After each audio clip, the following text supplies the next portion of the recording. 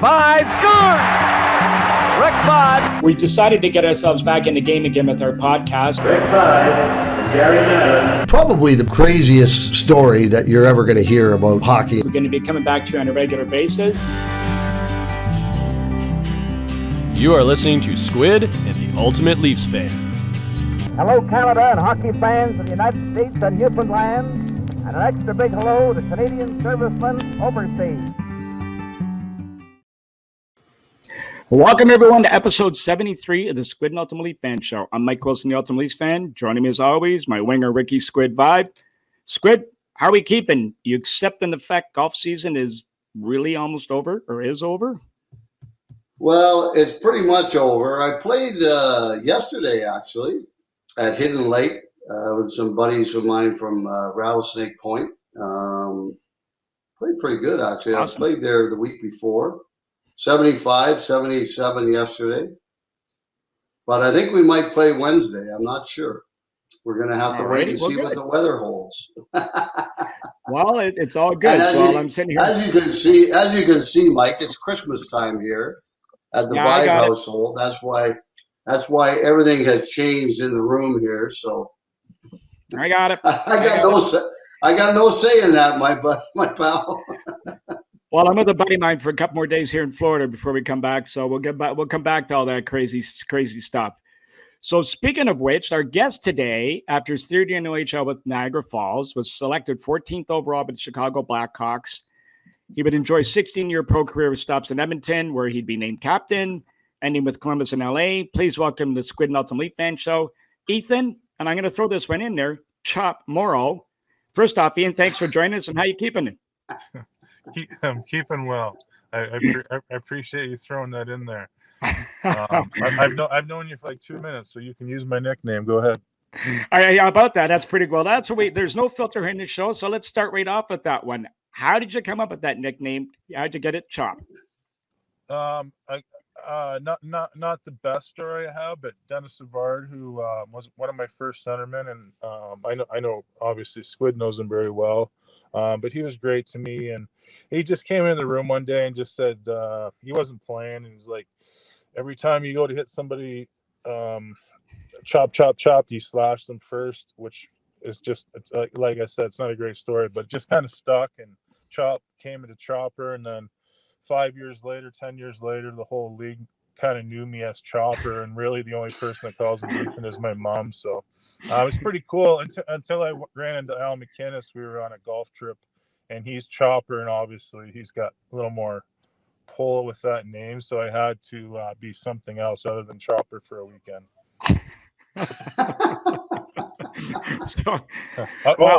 You know what? I changed it to Ace because I heard that was Mario's nickname, and I was like, I can pull that off. So I was Ace for the weekend. So now, how are you keeping busy these days? Are you still doing some coaching? No, it's pretty quiet right now. When I retired, I worked for Montreal right away, and then I jumped right into coaching. I was in the NCAA, then I was in the GoJ, coached my son, which was awesome, which is so much fun. And then, honestly, I got hooked up with the NHL alumni with Squid and some great guys, which I love. And Hockey Helps the Homeless was another thing that I was able to do, because when you have a job in hockey, you can't do these things. I love coaching, obviously scouting for me. So if you want to be in management, you go the scouting direction. You try to get an assistant GM role, and then you go from there. My problem is that I wasn't willing to work my way up, especially in the coaching ranks. I kind of lived that life. I don't want to end up in the middle of nowhere, and I don't have a big enough name like a Steve Yzerman or a Brendan Shanahan to just jump into an executive role. Yeah. Which is, so for me, it would have taken a lot of hard work that I wasn't mentally and ably to put into the time at that time. But I do really enjoy coaching. I was just trying to find gigs that were close to me. I went to Buffalo, which is about 15 minutes from my house. I worked at the Harbor Center, which is run by the Pagulas. which is awesome. And then Niagara University, which again is about 15 minutes from my house. So I kind of exhausted everything close to me except for the Sabres, but I'm trying to stay away from them for a bit. So Leafs gig would be all right too. Well, you said we've only known each Yeah, other for 2 minutes, which is true. But you know what? We do have one small connection, Chop. Now, you played for the Aurelia Terriers Junior B team. Yeah. Now, when you were probably about 4 or 5 years old, there was another team there called the Aurelia Terriers Senior A team. I actually played for them. So we do have a little bit of a connection going back to the Aurelia days. Oh yeah, seniors making a comeback. At that time, that would have been like 89, right? Yeah, I was actually 80, 81, 79, Yeah. 80, 81. Okay. So this is pretty cool. So I just moved from Huntsville, Ontario. So I was playing double B hockey. I went to Aurelia. I played, tier 2 at the time, Trailways. Then they went to the Terriers. So I turned 15 during the year, and both my line mates turned 21. So that was the kind of year of hockey where people knew, like nobody knew who I was. I was in Huntsville playing double B hockey. So I went in the first round of the OHL draft as an underage, just because of that opportunity with the Aurelia Terriers. Fantastic. Squid? Yeah, no, that's fantastic. But I hear what you're saying about getting into the coach. I mean, I went that route.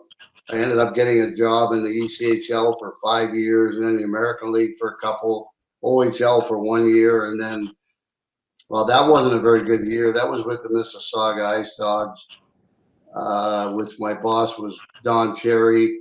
We won 3 games that year. And I sent out resumes for 7 years, like 20 to 25 a year. And I never even got an interview. So it is a very difficult route to go down. Do you know why you didn't get any responses? I have no idea.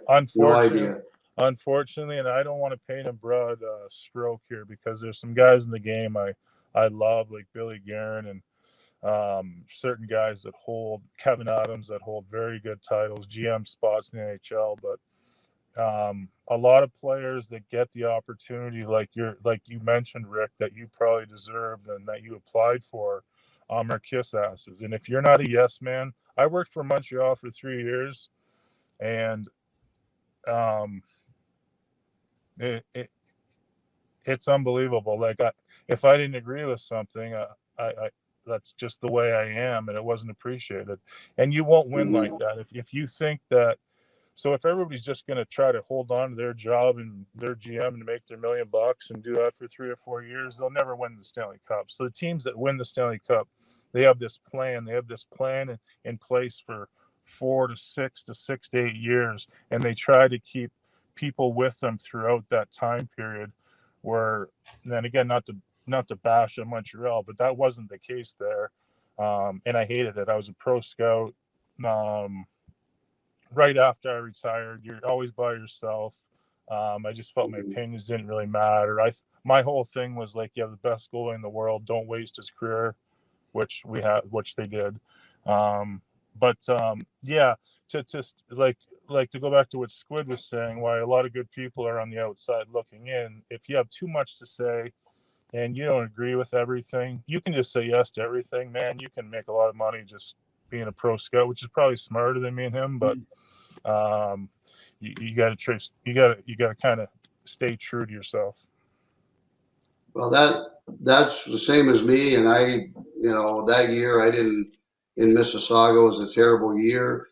I didn't agree with my boss and on a whole bunch of things. We had it out. We had a little kind of conversation that didn't go that well, and that's what happened. So you're right. I mean, if you're going to win, you got to have people around you that don't always just disagree or agree with you, that they got to put their 10 cents worth in, and maybe that takes the team in a little bit of a different direction. So I think you're right, absolutely, that if you're just going to have a bunch of people that are yes people, you're not going to have success. No. Yeah, confrontation is valued at any level of business. And I found that, like Rick Dudley, I don't know what your opinions are, but I think he's a genius. But I mean, we would have arguments that would get personal, but I knew that it was because we were trying to figure something out and get better. And there was nothing personal about it afterwards, even though I said it was personal. But so you have to have you have to have opposition. You have to have animosity. You have to have literally yelling matches in those war rooms to get things accomplished. And if you don't, I guarantee you're not one of the teams that are going to win the Stanley Cup. Well, I can tell you, Rick Dudley's one of the guys that would have arguments. I can tell you that right now. But he's been successful wherever he's been, pretty much. So, and he coached me in Buffalo. He was a great coach.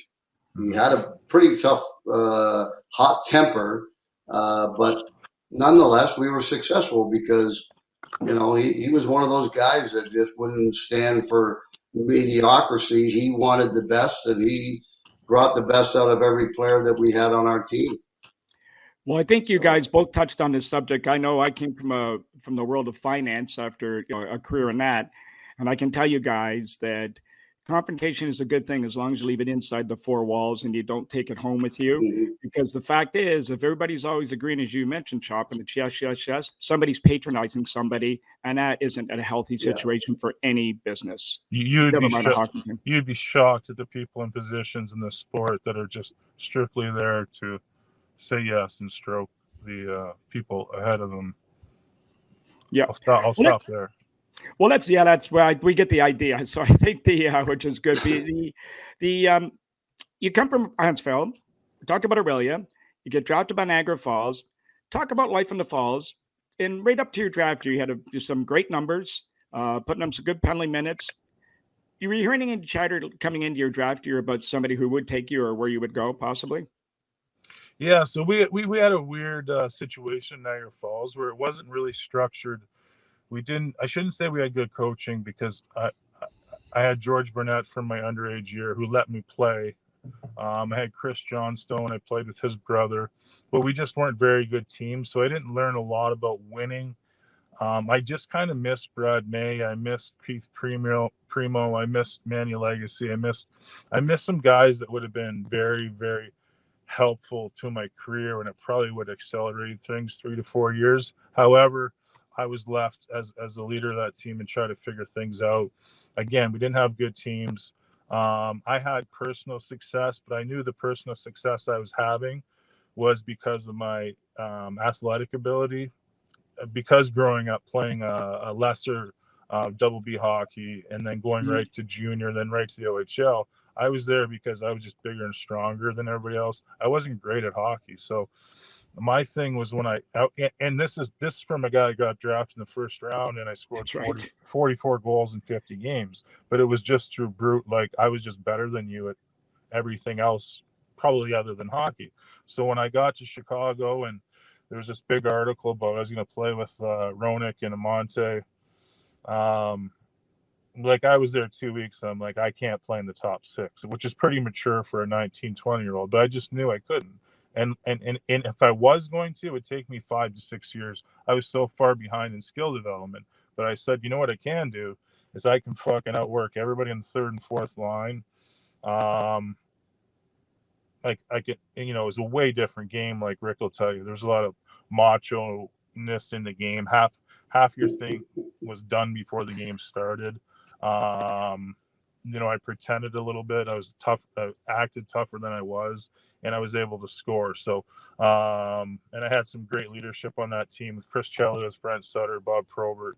I could keep on going. Eddie Belfort, Murray Craven. But anyway, I had a great start to my career. They treated me just incredible. Just for my career to go the way it was, like even going back to junior B, everything was perfect. I got treated by my coaches and my teammates, especially at a very young age. I never had anything, really not much adversity to deal with. So my path, even though it came from humble beginnings, was very smooth. Now So let me hold on. Let me take you back to junior. Then is that where you met your wife? Yeah. So my so her brother. I kind of figured that. I went to high school with her brother. So she's a little bit older. So I never went to school with her. I went to school with Leo, who I told you's got that great restaurant in St. Catharines, Malay Trattoria, for your listeners. Yeah, that's good. Good plug. Yeah, but she's awesome, and she's been awesome the whole time. Just a great wife, great hockey wife. Couldn't be happier. But yeah, so it's been pretty cool to share everything with her. Well, I was going to say, going back to your junior, another draft year, what process did you go through? So, I mean, you're going through all of this. There must have been a little bit of chat or somebody taking you. Did you go through an interview process in those days? And then if so, what kind of questions were these guys asking you? Do you want a funny one, or what actually like? No, both. Okay. I'll tell you quick. I'll tell you a quick funny one, because I was ranked 6th by Edmonton. I ended up going 14th to Chicago, but Boston was picking, I think, 20th. And there's no, because I knew I wasn't going past 14th. So, and Rick probably doesn't know this because the draft has changed a few times. And so in '94, it was basically you walk into a room with 12 people and they all look like they're over 65, especially in Boston. Like fuck, turn the lights up because half guys are sleeping. So Harry Sinden, who, yeah, you know what? I knew who Harry Sinden is, but honestly, I don't give a fuck. Like who's Harry Sinden to me? You know what I mean? I grew up a Leafs fan. Yeah. So he's like, if we draft you, what number do you want? And I was like, I was thinking 4 or 8. So meeting over, no laughs. That was it. Meeting over, and then I thought it was fucking hilarious. But I would have drafted you not for that alone. So anyway, that night I go to the Newport Sports. This is awesome. I go to the Newport Sports party, and you guys know who Motor City Smitty is? Yep. So I think. Oh yeah, I played with him. I think he might have been head scout, right, in Edmonton at the time. Yeah. Anyway, it doesn't matter. Mm-hmm. So he's feeling pretty good, and he walks me up to the elevators and he's like, "Hey, we're taking you 6th. We're gonna take Jason Bond Sr., who was my line mate in junior." Who wasn't really, because he played on the second line anyway. You shouldn't do that. So they said, we're going to take you 6th. They're going to take 2 guys from the same team, 4th and 6th. And then I get away from him. I'm walking the elevator. Daryl Sutter comes flying around the corner. He's like, hey, you're going to be a fucking Blackhawk. He gets in the elevator, but doesn't let me get on it and just goes to his room. So I'm only, I'm 18. I go back and my mom's like, how was it? I'm like, pretty good. I go, apparently I'm going to Edmonton, but I don't know, this guy's pretty drunk. So anyway, Edmonton takes Bond Sr., my teammate 4th, who never played in the NHL. Then they take Ryan Smith 6th, which is a great pick. And then sure enough, Chicago picks me at 14th. So that was my, hopefully I didn't take up too much time, but that was my draft story. No, that's pretty good. I like that. Squid, yours wasn't quite like that. Oh, God, no. Mine, I was sitting in the fire hall in PEI waiting for a phone call to see who drafted me in, would have been 1979. Yeah. And that was the year of the merger of the WHA and the NHL. Right. So it was a late draft, too. I think it was in August. And it was a phone draft. And, so what did you think the first time you played at the Chicago Stadium? So so when I got there, obviously the stadium was there. I was pretty close to making the team my first year. They wanted to send. They had, as you know, they had a very old team. They sent me back. Unfortunately, because I played as an underage, it was my 4th year junior, which didn't really help me. But some of the rules were in place that they are now. So, my first full year was the first year in the United Center, so I got to practice in the old gardens and play one exhibition game. So I never got to experience it, but I was very lucky in my career where I caught the tail end of a lot of those great arenas, especially Maple Leaf Gardens for me. And then it really changed like that 94, 95 where all the new buildings came in. So I was extremely lucky to play in Toronto, Montreal, a little bit in Chicago, but to get the culture of Chicago as well. And I was obviously well aware of the building, and we were good at the time. So the United Stadium was rocking as well. So maybe talk about your first year pro. They sent you back to, they sent you Indianapolis in the I. Yeah.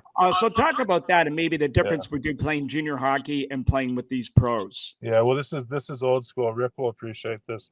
So in '94, it was literally the year that signing bonuses for rookies went up, and it was a huge contention, especially for the older players. And honestly, I can see why it wasn't fair. So, especially like Bob Pulford is the guy I'm negotiating with, and I'm ranked. Yeah, no kidding. Yeah, fuck.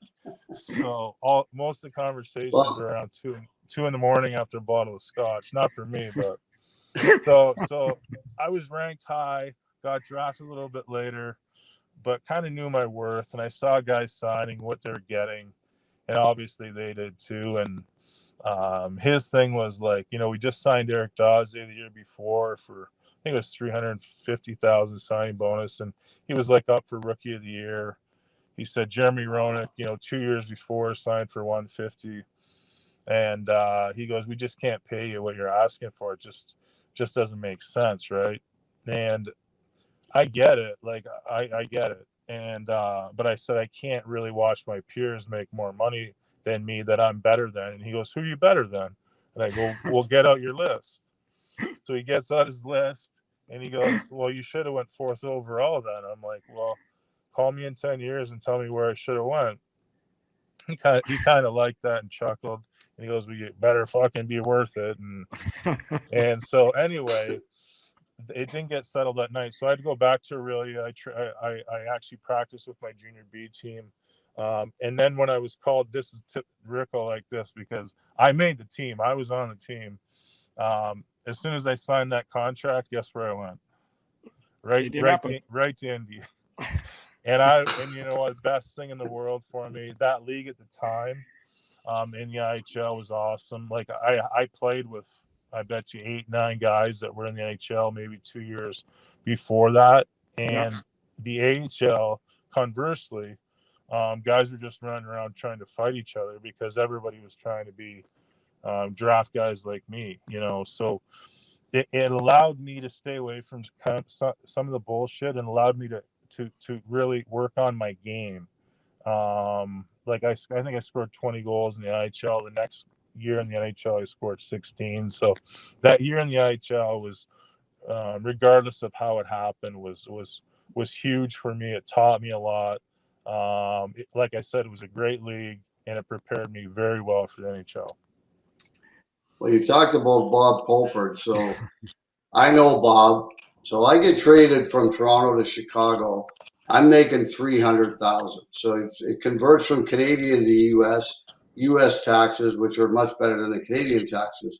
But my contract's up at the end of the year. Well, I score 43 goals, and Bob Pulford offers me $260, $260, $265. Like a $40,000 pay cut after a 43-goal season. So Bill Waters, who was my agent, he got an arbitration date set, and Pulley called him and he goes, "Okay, well, you know what's going to happen if you go to arbitration." And Bill goes, "Yeah, I know. Pulley, you're going to trade him." He goes, "Yeah, well, that's what's going to happen." 2 days later, he gives me a 3-year deal at 3.25, 3.25, 350, and I'm like, "Why did this take all summer?" Like it was just ridiculous. But that was Pulley, and that was kind of the way most of the GMs were back in those days. I mean, they were all. It's like they were throwing around their own money, and they didn't want to give you enough. I don't know if he gets any. Pulley, I don't know if he gets any worse or better than Pulley, but I learned to appreciate him. I learned to appreciate Bob Murray, and while we're on it, Bob Murray's a fucking awesome man, and whatever he's going through, I'm in your corner, dude. And with this cancel culture we live in, Murph, you're a fucking awesome guy, and I'm in your corner.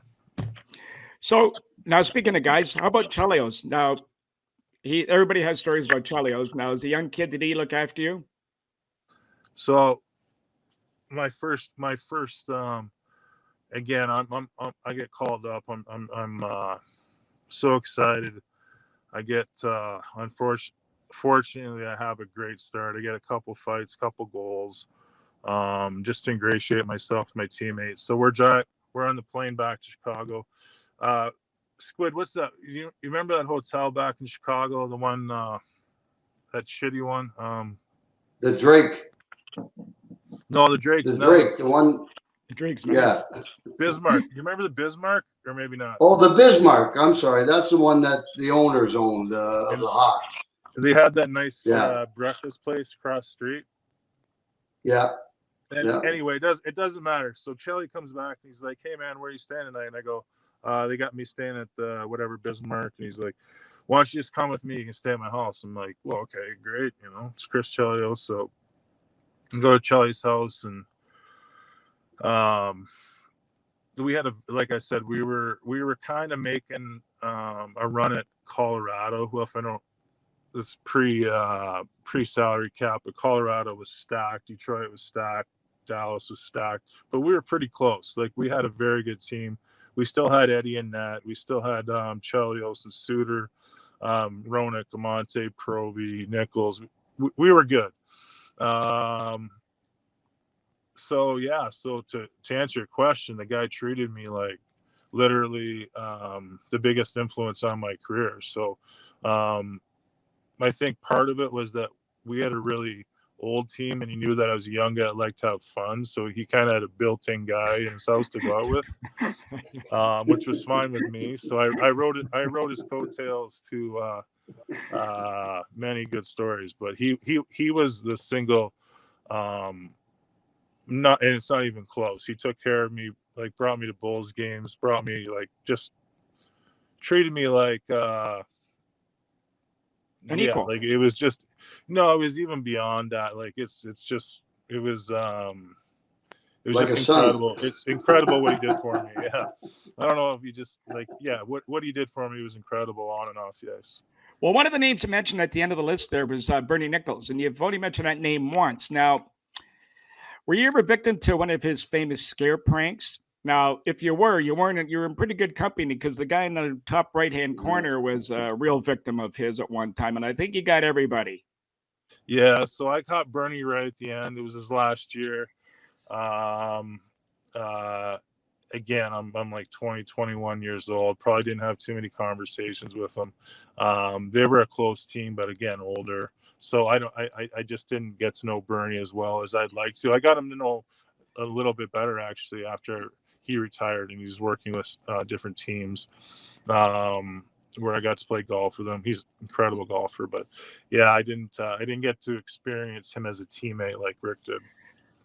Well, you got you, Squid. Yeah. Well, you're lucky you didn't, because and this was at the World Championships in Prague, and I was rooming by myself because we had an odd number of guys. So we go to the pregame meal, and I go up to my room, and I go into the bathroom to get on the toilet and do what you do after a meal. And then all of a sudden the curtain opened on the bathtub, and he came out screaming.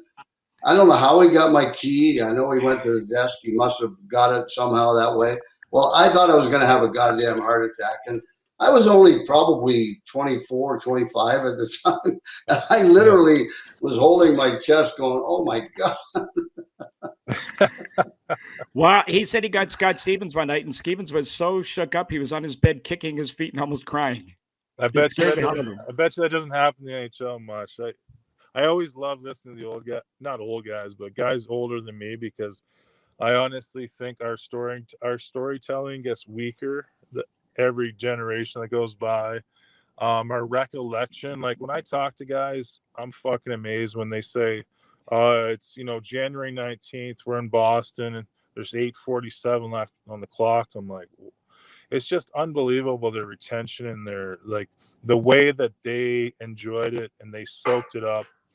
We had more distractions, but now the players, I just think that, like, the actual stories and the memories will be lost just because of social media and trying to remember everything with your phone and pictures. It doesn't work like that. The memories are in your head, and I've just always had great respect for the generation before me, partly just because they're funny fucking guys and they got great stories. Well, I was just going to say that, Now, speaking of stories, how about your first time through the league? Was it really just a blur for you, or did you get a chance to enjoy it? And any memorable moments or at a particular rink or city that stuck out for you? Yeah, I'll tell you one probably the first month of my career, my parents were able to drive up to Pittsburgh from Aurelia, and I happened to get a lucky night. So after the game, I ended up getting so I didn't know this. Rick probably knows this, but so Mario had third star, Chris Chelios says second, I had first star, right? So I knew at home when you got a star, you went for a little twirl, and then Chelly's like, "Hey," he's like, "Chop, what are you doing?" I'm like, "What do you mean?" He goes, "Your first star, you gotta go out there and do a little lap." So I'm like, "All right," like So guess who's the only guy in the NHL that does that is Chris Chelios. So I'm going around, I'm high stepping around the middle circle, and people are booing, throwing shit at me. I'm like, he was in tears. He's like, "No, man." He goes, "Only I do that just because everybody hates me." I'm like, "Oh, okay." But anyway, so I got that game sheet framed, and that was a very cool moment in my first year. But again, like I said, everything was like I never had that guy that tried to discourage me, or the coaches were awesome to me, the players, the teammates. I was mentally strong, but I was also treated the way that I should be treated, and and I responded with good play. So a lot of the success of my career and my longevity is strictly from the way I began, the way I was molded, the way that like Brent Sutter and Chris Chelios taught me how to play the game, and then going to Edmonton and seeing Kelly Buchberger and Dougie Waite and Bill Guerin and Marty McSorley. I literally learned the game from players because I didn't really have coaching and elite coaching.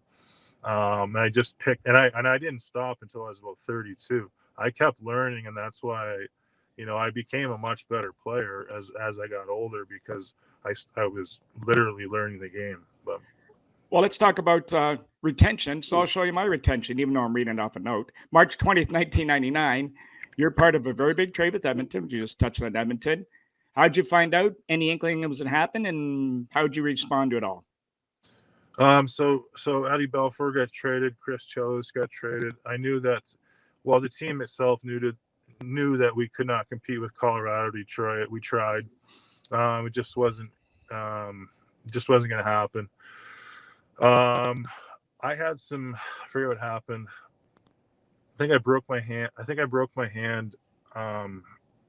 Ironically, Jason Smith is my best friend now, but I think it was a fight with Toronto with Jason Smith, and oh no, maybe it doesn't matter. But anyway, I was in the trade talks, and then Bill Wirtz, who was the owner at the time, came out and said Ethan Moreau will not be traded. He'll be the next captain of the Chicago Blackhawks.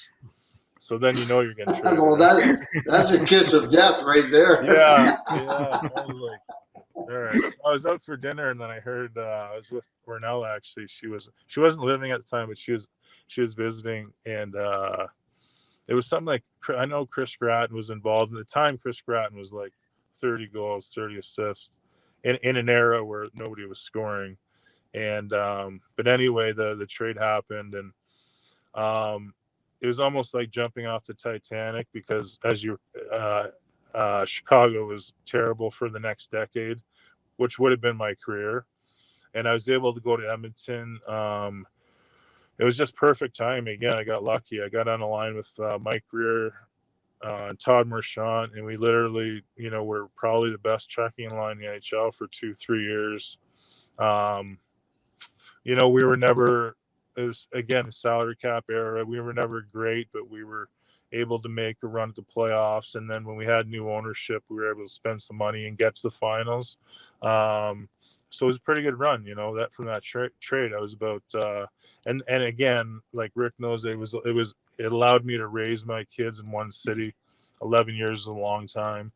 Speaking of like Jason Smith and Steve Stales, people that had kids and that I knew before this, we were able to raise their families and really kind of build a culture that I think is the reason why we went to the finals. Things along the way, and then after the finals, things deteriorated quickly. But I mean, that just happens. I mean, I if you talk to a lot of successful people, you have about an 8 to 10 year run, and then you got to get out of there. And that goes for coaches, GMs, everybody. But I'm very thankful for my time there. I had a very good relationship with the fans, the children's hospital that I was on the board on, the inner city high school, which I was very instrumental in building, which is today the biggest, I think, charity construction ever in any sport. So I'm very proud of the things I did when I was there. Well, Chop, let me stop you there because I was going to say to you, you talked a little bit about the run up to the Stanley Cup. What I really wanted to go through was a couple of things here. One, the city of Edmonton going through a bit of a transition after winning, so not easily, but with those powerhouse teams in the 80s, even the Eskimos dominating in the CFL. So Edmonton wasn't used to losing, and here they're going through this bad period. So this Stanley Cup run brought this whole new level of excitement back again, maybe more appreciation. Yeah. So maybe touch on that, but also the following season, you're named captain. And you can see why just talking here, this little bit that just oozes out of you. And I'm not just saying that because you're on the air, but it really does. It can see why you were a captain. And I'm sure you're aware you were the last remaining asset, by the way, retained by the Oilers following the Gretzky trade in '88. And there's a whole level of trades to go through, and you were the last one, by the way. But it's a long trail of trades. But nevertheless, you get the captaincy. You're following the footsteps of that guy wearing 99, the guy wearing 11. Did you feel any sort of pressure coming at you following in that era of guys? Absolutely no pressure, because you're talking about such a different stratosphere that nobody in their right mind would ever compare me to those guys, except for Wayne, because as Rick knows, we have some cool connections with the Gretzky family. But so I won the Oilers MVP in 2002 or 2003 with 31 points. And he won it with 216. So, Yeah. So he sent me a nice message. He sent me a nice message. He goes, "Has scoring the NHL changed this much?"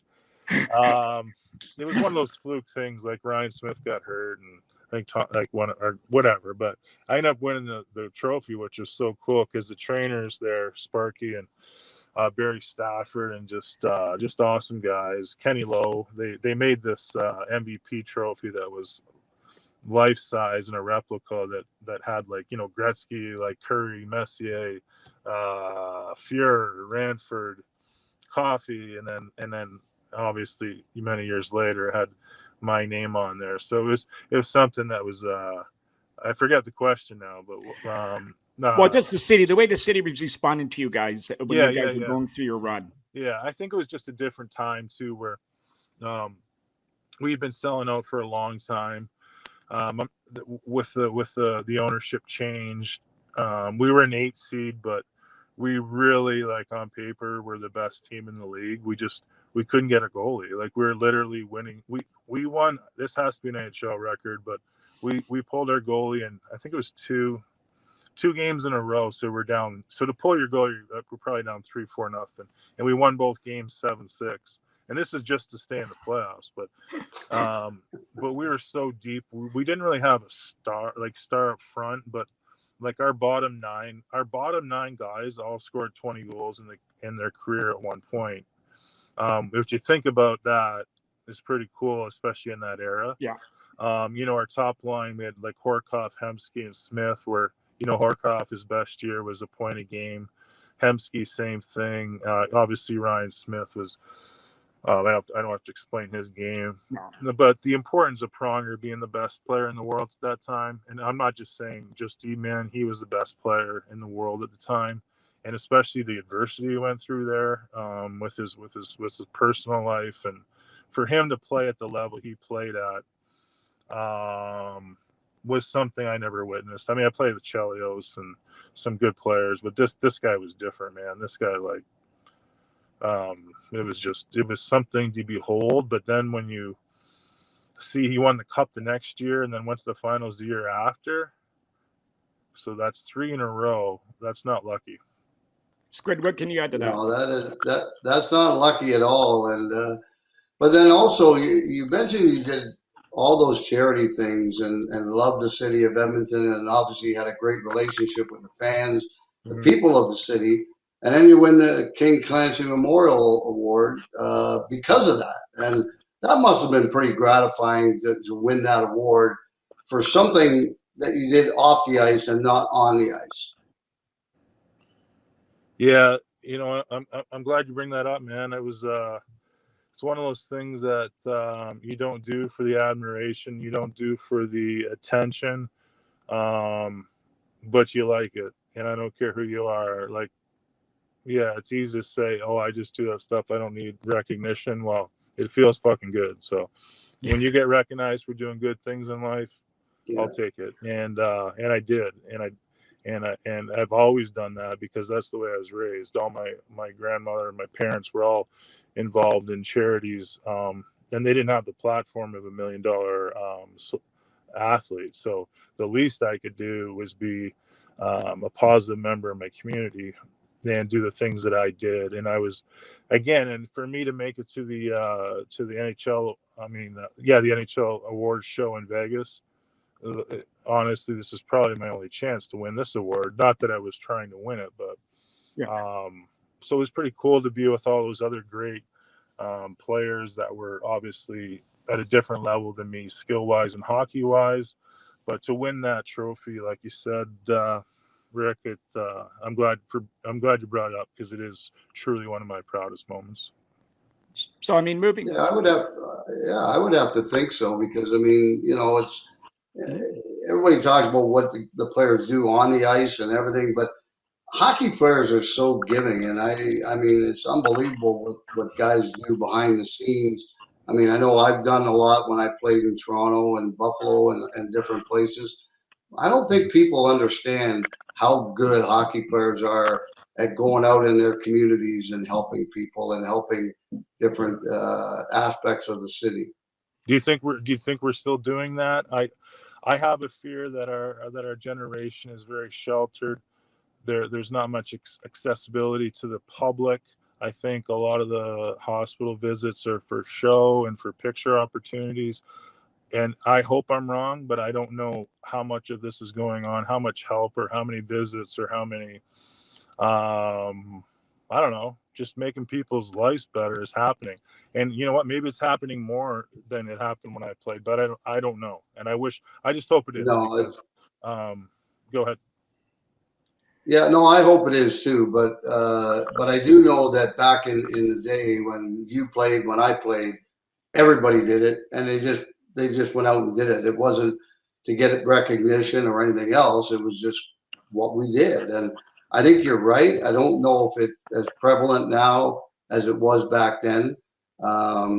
Certainly, it could be with the amount of how popular the players are today in certain cities. They could certainly go out and do a big thing in the community and help out a ton, especially the fact that they're making, 10, 11, 12 million dollars. Yeah. But what's more important than money though? Time. Well, I can tell you guys that just showing up, man. You just show up. Yeah. It means know. Well, I can tell you guys that from us, and Rick knows, and Chop, you don't know this, but I've got this name that was given me by ESPN, the Ultimate East Band, and we have this big collection. We used our house for a number of charity adventures, events anywhere from mental illness and depression to ALS to helping kids with autism and all these different things. And we raised a number of millions of dollars at our home, but it wasn't us. We just opened our home to host these events. But we had people like Bobby Orr, Wayne Gretzky, Squid come down every time from Niagara Falls, or Steve Ludzik, or all the Maple Leafs, Brendan Shanahan. So to your point, that generation just before you and your generation, we had a guy that had to cancel last minute, Mark Giordano, jumps in the car, drives over, pops in for the whole night. We had Felix Bazito, all these type of players.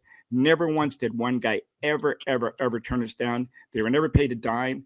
And they couldn't do enough to help it. So the hockey players are absolutely the best, and I think you're bang on.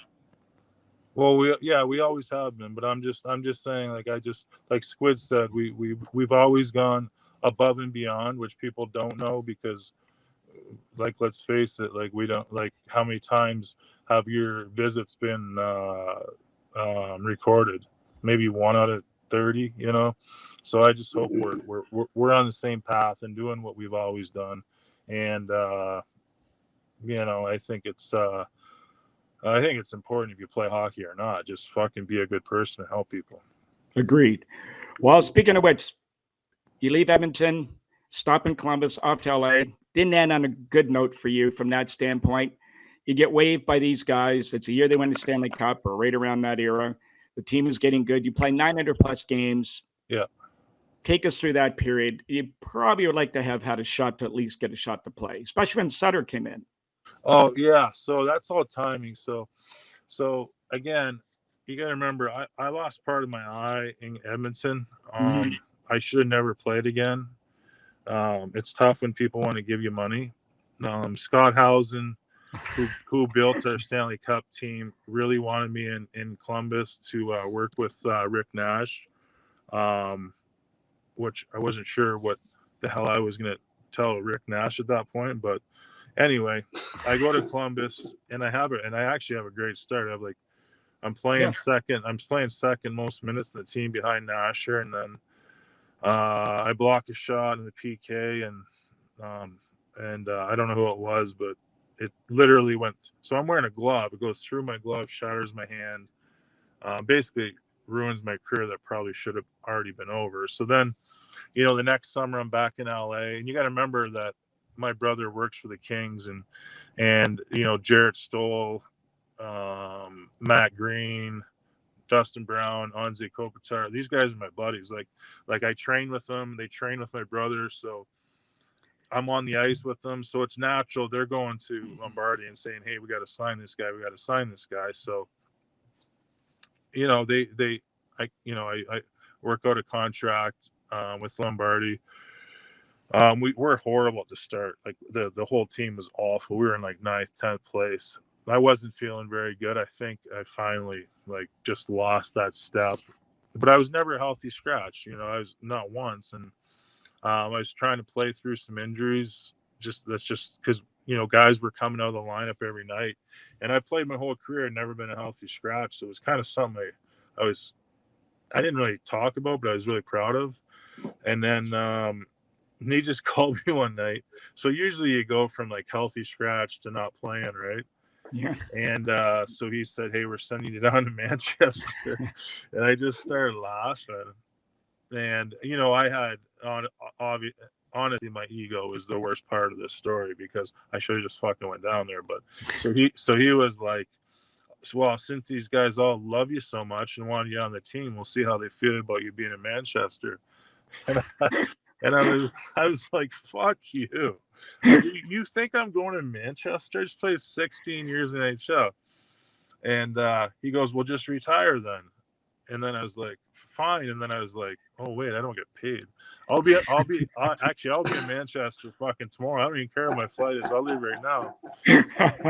So, but I went to Manchester. I went right to a psychological doctor, and I explained my concussion problems, and I actually, on video, I had the tape where I caught the concussion. It's my fault. I mean, I reported it to the doctor, but I wanted to keep playing. I wanted to stay in the lineup, and the Manchester doctor said, don't ever play hockey again. My agent called me, Pat Brisson from CAA, and said, I already talked to your wife. You're never playing hockey again. I already got you a job in Montreal. So that was the end of my career. And but going back to Daryl Sutter, so he calls me, and is what I forget if I was still in Manchester, but I was just I was really happy to talk to him. I just said, man, I'd love to do this with you, but honestly, the 2 weeks that you can't believe how bad a shape I've gotten out of in 2 weeks. Because I was one of those guys that was like, I was like 230 in my career, but I was like starving myself, like eating 1,200 calories a day. And then I was probably already, by that point, I was probably already 245. So I'm like, trust me, you don't want me. Like you honestly have better options on your roster. And he goes, no, I don't. He goes, I need what you bring. I'm like, I don't have that anymore, man. Like I'm not that guy. And you know what? It was kind of emotional, and Of course. you know, because that was the start of my career, and then this guy wins Stanley Cups and wins it with my brother being their strength coach and Cairo. But I have no regrets, man. But because honestly, like, even if like he called right away, I don't think I would have played very well. I wouldn't have been proud of myself. He wouldn't have been proud of me. So what's the point? Funny, every time we have an episode and pictures come up, they bring back memories. And that last picture of you, I believe it was Chris Clark with you there, correct?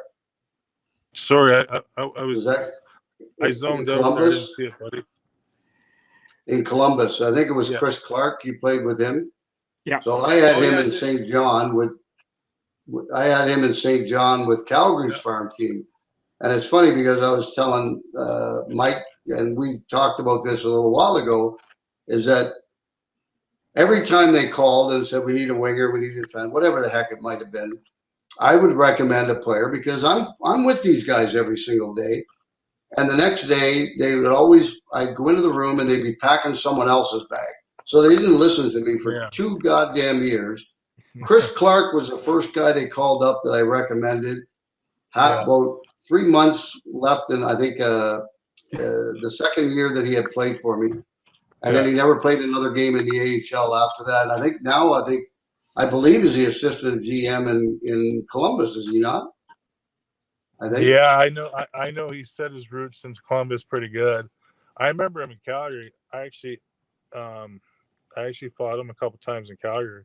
But I liked Chris a lot. He was a hard-nosed. He got a lot out of his ability. But I think you're right. I think he's still there. Great family guy. Great person.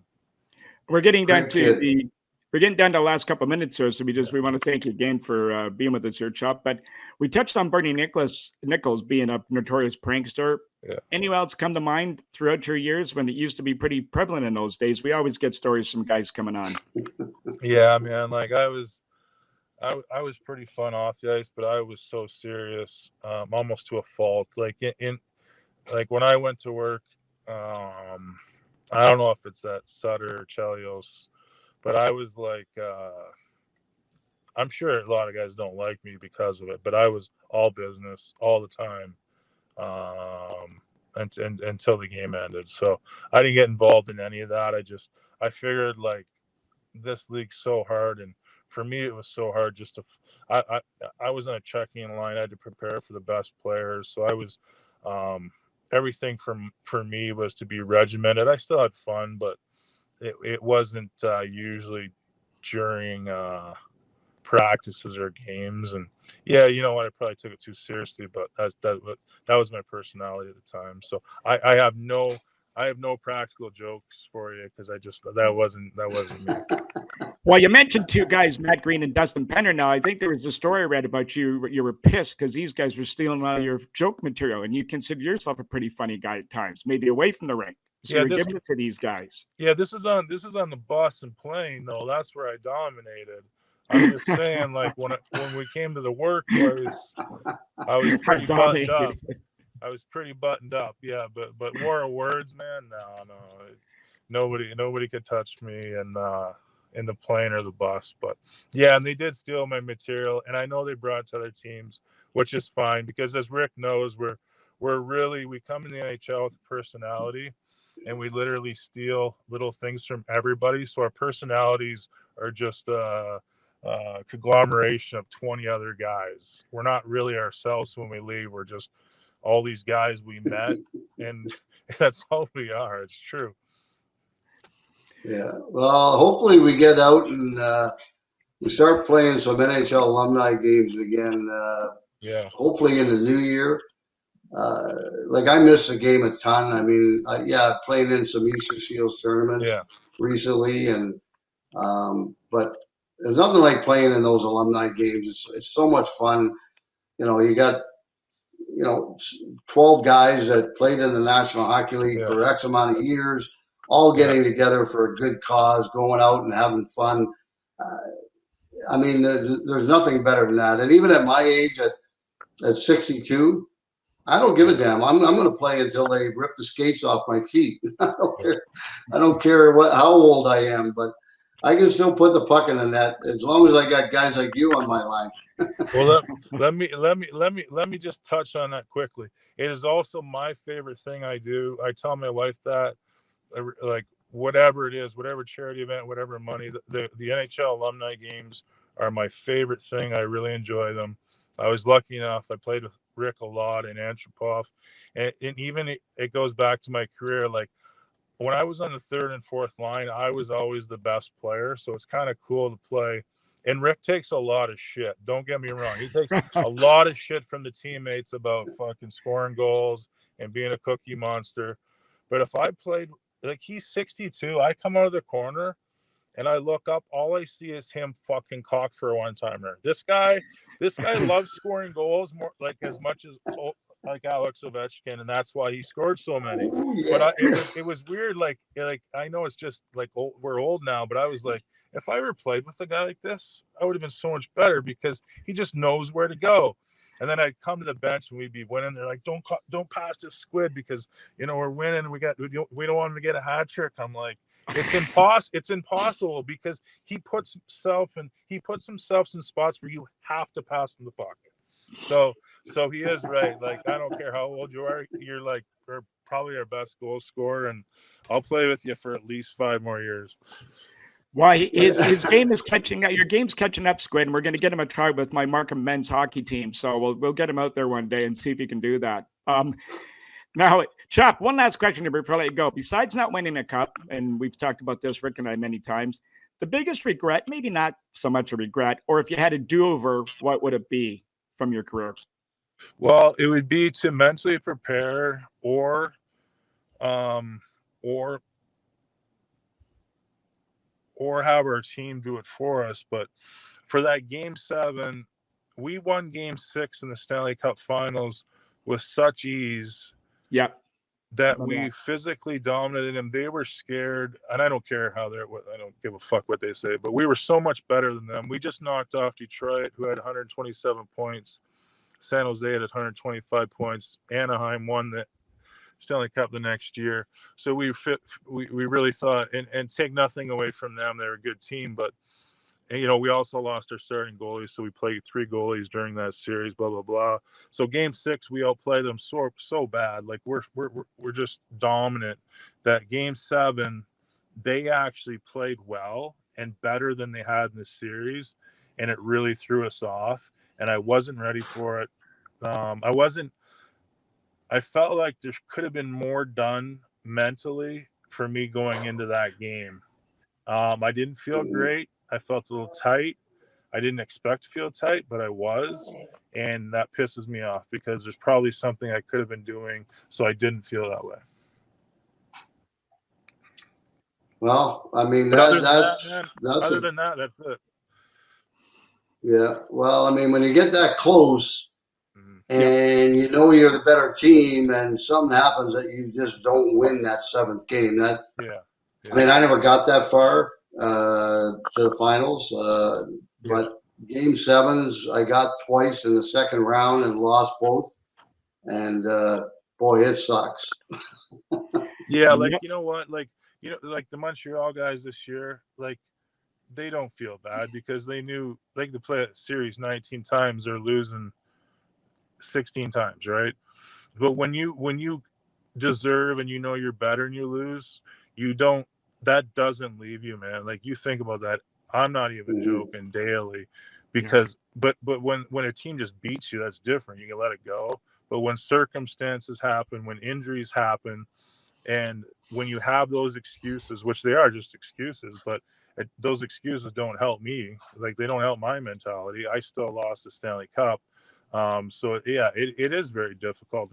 So the height of your career is literally also the worst day of your career if you don't eventually win after that. And because really that's the only goal, right? Like, yeah, we want to make a lot of money and score a lot of goals, but when you get that close and you don't win, it's devastating. Absolutely. Yeah. Well, listen, Chop, we want to thank you so much for joining us today. It was great insights. Again, as I said, I can see where you got your leadership qualities from to be a captain. And Squid, any final comments before we let him go? No, it's getting pretty dark out there where he Yeah, is. it Where is. See? Oh yeah, I can barely. is that a ghost? I can barely see Oh, we him know for where he Christ's is. sake. Look It was at a him. ghost. Well, you know where he is. But Chopper, it's great to have you There you on, and I can't wait till we're back out playing together again in alumni games and having fun again on the ice. Yeah, well, I miss you, Squid. I love you, buddy, and good luck. Nice to meet everybody, and I hope you guys hope all your endeavors work out for you. Hey, thanks, Chop. And again, sorry you're number 73, pal. but again, number 73. Number 73 in the list, number 1 in our hearts. Well, hey, it's just like him telling Harry Sinden, I'll take number 4 or number 8. Well, I love that one.